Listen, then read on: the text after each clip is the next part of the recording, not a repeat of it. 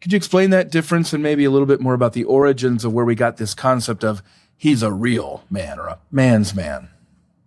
Yeah, some people think this is my language, but no, it's coming out of a sociological study of young men. And this was the words that they used.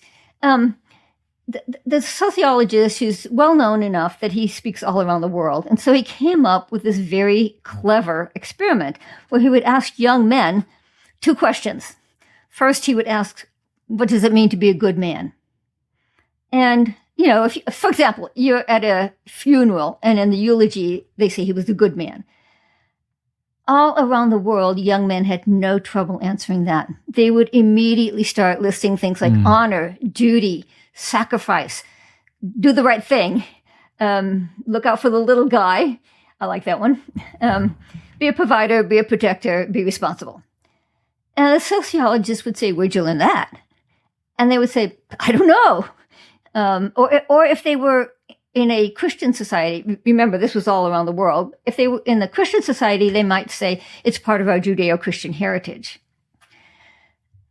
But then he would follow up with a second question. He'd say, well, what does it mean if I say to you, man up, be a real man? Mm.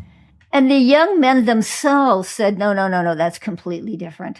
Mm. That means be tough, never show weakness, play through pain, suck it up, be competitive, win at all costs, get rich, get laid. I'm using their language there. Mm-hmm.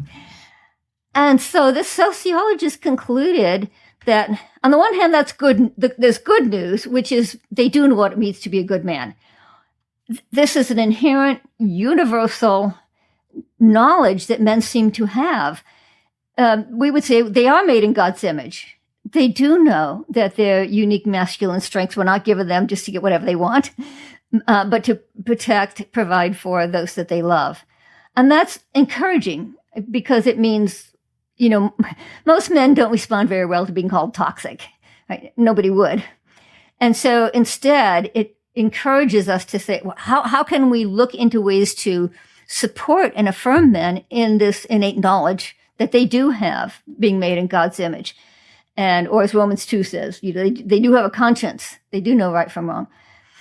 But secondly, the sociologist said they have a very different understanding of the real man.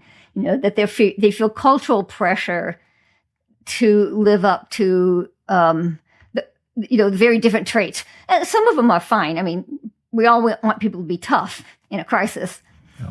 But most of the other traits, are things that we today might label toxic. You know, just be competitive, get rich, get laid. In other words, the Andrew Tate phenomenon. Right. Fast cars, fast money, fast women. And so the challenge to the church, I would say, is how we can deal with both sides of this, this span. On the one hand, the church needs to support men in doing, in their knowledge of what is good. And on the other hand, how can we reach out and help young men especially think critically about the secular definition of the real man? Let me give you a story. Not long ago, I got an email from a former graduate student who now teaches high school. She said, all of my male students are fans of Andrew Tate. Mm. They're even using Andrew Tate quotes in their yearbook. So I said, where do you teach? At a classical Christian school. Oh, wow.